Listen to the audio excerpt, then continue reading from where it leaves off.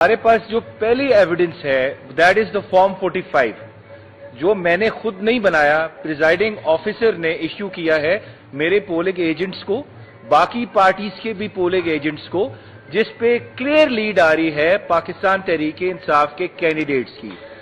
उसके अलावा हमारे पास जो सेकंड पीस ऑफ एविडेंस है वो है स्टेटमेंट्स ऑफ द कैंडिडेट्स जो पाकिस्तान मुस्लिम लीग नवाज के नहीं है लेकिन बाकी पार्टी से कंटेस्ट कर रहे थे।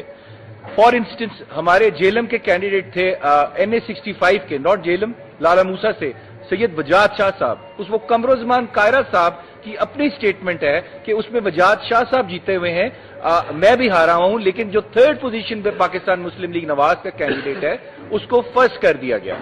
इसके अलावा हमारे पोलिंग एजेंट्स की स्टेटमेंट्स हैं, प्रिजाइडिंग ऑफिसर्स की स्टेटमेंट्स हैं। ये हमारे पास कंक्रीट एविडेंस है, सब्सटैंशियल एविडेंस है कि हम अपना केस एस्टैब्लिश कर सकते हैं। एक तो हमने मीडिया को भी सारी एविडेंस प्रेजेंट कर दी है, उसके अलावा जो कोर्ट ऑफ लॉ में है, फिलहाल तो हम इलेक्शन कमीशन को फेस कर रहे हैं, वहां पे नेक्स्ट वीक हम सारे हमारे केसेस लगे हुए हैं। तो इलेक्शन कमीशन से दरख्वास्त ये है कि ये जो सीरियस किस्म की आखिरी एविडेंस जो हमारे पास आई है that is the confession of the officer जो इन सबको हेड कर रहा था। देखिए, कमिश्नर कोई क्लर्क नहीं है, कमिश्नर के नीचे आपका डीसी सारे काम करते हैं, उसके नीचे आपके जो प्रिजाइडिंग ऑफिसर्स हैं जो एजुकेशन डिपार्टमेंट के, most of them they belong to जो एजुकेशन डिपार्टमेंट, वो सारे वहां से बिलोंग करते हैं। तो इस वजह से सारी हायरार्की आपकी पूरी डिवीजन की works under the commissioner. A statement from the commissioner can not be taken lightly, that is admission and confession of a crime कि ये क्राइम कमिट हुआ है। वो क्राइम क्या है? पाकिस्तान तहरीक-ए-इंसाफ के कैंडिडेट्स का मैंडेट चोरी हुआ है। चोरी भी नहीं हुआ, इस पे डाका मारा गया है, दिन दिहाड़े डाका मारा गया है।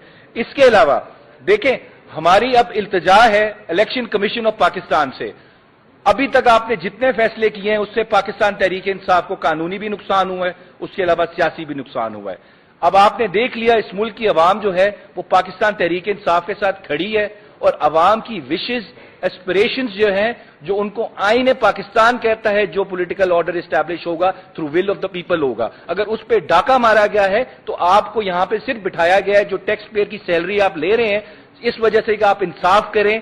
आर्टिकल 218 आईने पाकिस्तान का कहता है it is your duty to ensure the elections are held in free, fair and transparent manner. So far आप इसमें फेल हुए हैं, अभी भी आपके पास चांस है कि अपने आप को इससे एब्जॉल्व करें और इस मुल्क में इंसाफ करें। ये मेरा जाती इशू नहीं है, ना सिमाबिया साहिबा का इशू है, ना इवन इमरान खान साहब का इशू है। ये पाकिस्तान की 9 से 10 करोड़ जो अवाम है, जो निकले हैं, जिन्होंने वोट दिया है अपने कैंडिडेट्स के, उनके हक पे डाका मारा गया है। अगर इसका अजाला ना किया गया तो इस मुल्क की अवाम का इन इदारों के ऊपर जो एतमाद है वो कभी बहाल नहीं होगा। और यही चीज इस मुल्क की जुडिशरी को भी मैं उनसे रिक्वेस्ट करता हूं।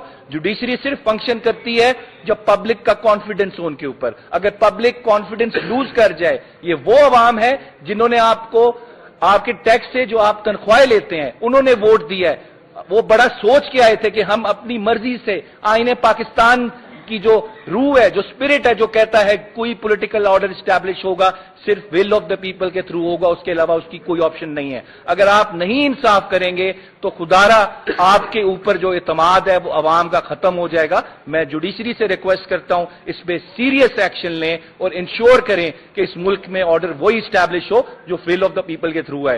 केयर टेकर गवर्नमेंट्स हमें रूल करने के लिए आइन इसकी इजाजत नहीं देता। हमें 1-1.5 साल हो गए, हमारे केयर टेकर प्राइम मिनिस्टर्स हैं। इस तरह नहीं होगा, या बाहर से आप लोग ले आए स्पेशल, उनको यहां पे हमारे ऊपर मुसल्लत कर दें जो 15 सीटें भी नहीं ले सके इस इलेक्शन के अंदर।